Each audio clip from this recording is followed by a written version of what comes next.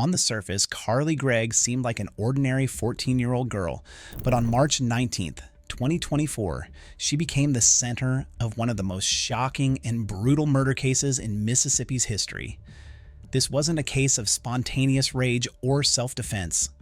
It was a cold, calculated plan to kill her own mother. What drove her to do it? The March 19th started out like any regular day in Carly Gregg's life.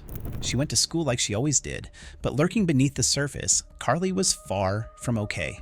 Friends and teachers would later testify that Carly had been showing signs of distress, rebellious behavior, and mental instability.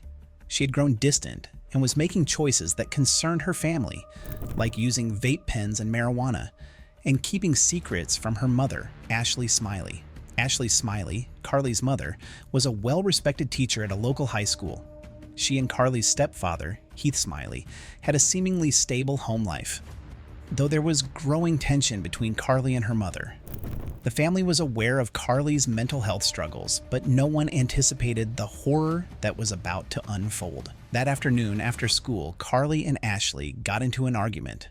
Ashley had discovered Carly's stash of vape pens and possibly other drugs.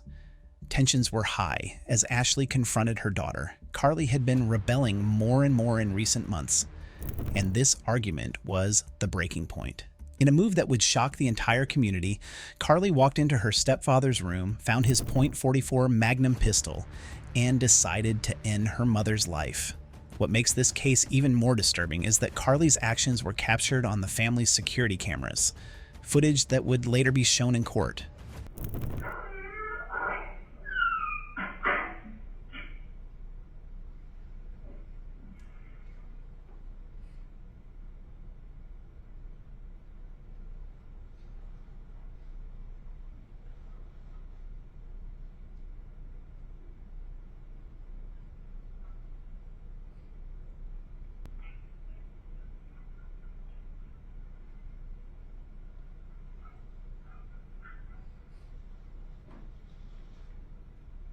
According to the footage, Carly didn't act out of a momentary lapse in judgment or uncontrollable rage. She calmly walked down the hallway, hiding the gun behind her back as she entered her mother's room. Without a word, Carly shot her mother 3 times, once in the chest and twice in the head.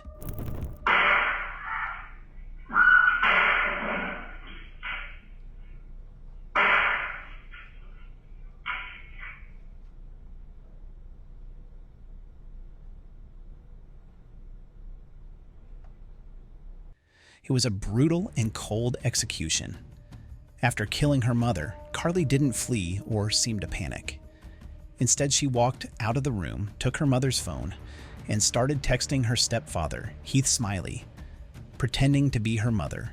She asked him when he would be home, setting the stage for the next part of her plan. Shortly after killing her mother, Carly called a friend and asked her to come over. When her friend arrived, Carly asked a chilling question. "Have you ever seen a dead body before?" She then led her friend into the house, showing her mother's lifeless body on the floor. But Carly's horrifying plan didn't stop there. She calmly explained to her friend that she planned to kill her stepfather next. Carly still had 3 bullets left in the gun and fully intended to use one of them on Heath when he got home from work. Her friend, terrified and unsure of what to do, stayed outside while Carly waited for Heath to return. When Heath Smiley arrived home, he had no idea what was waiting for him inside. As soon as he walked through the door, Carly opened fire, aiming to kill him just as she had killed her mother. The bullet grazed his shoulder, missing his head by inches. Despite the shock and injury, Heath managed to fight back. In the struggle that followed, he was able to wrestle the gun away from Carly and call 911. He told the dispatcher that his stepdaughter had just shot him and had already killed his wife.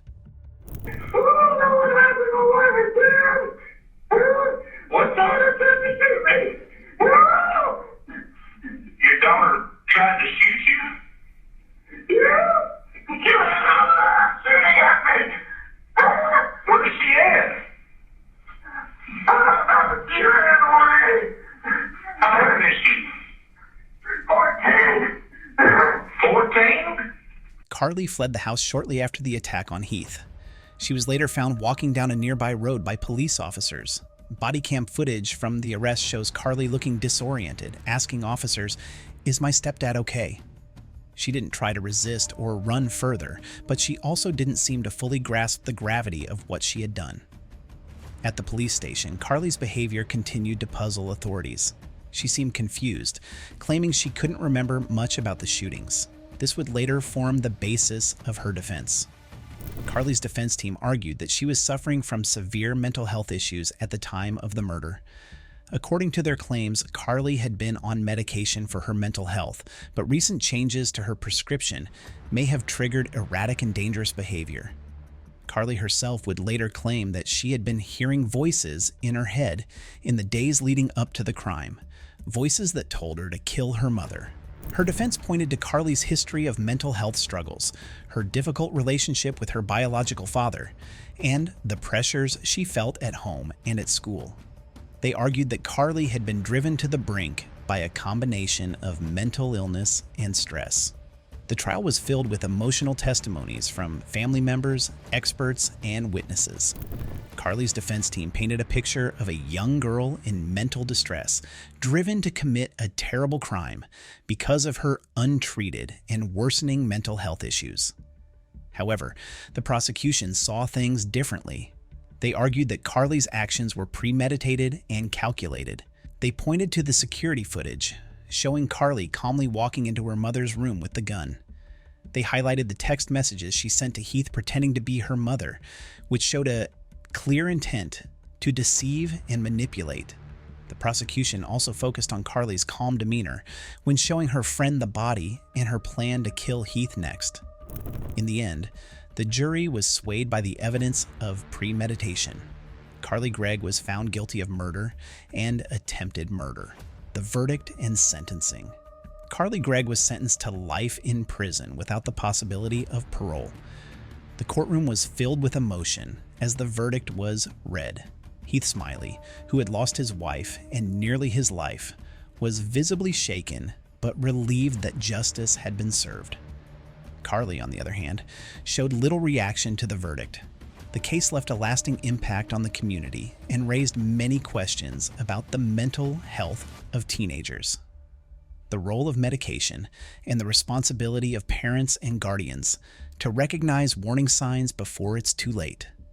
In the months following the trial, the Carly Gregg case continued to make headlines. Some people questioned whether the tragedy could have been prevented if Carly's mental health issues had been addressed earlier. Others wondered if the harsh sentence was appropriate, given Carly's age and mental state at the time of the crime. Regardless of where public opinion landed, the case served as a sobering reminder of how quickly things can spiral out of control and how difficult it can be to recognize the warning signs of a mental health crisis before it leads to violence. Carly Gregg's story is not just a tale of a shocking crime, but also a case that forces us to examine the complex intersection of mental health, family dynamics, and teenage rebellion. Could this tragedy have been prevented, or was it inevitable? That's the question that still haunts those who knew Carly and her family.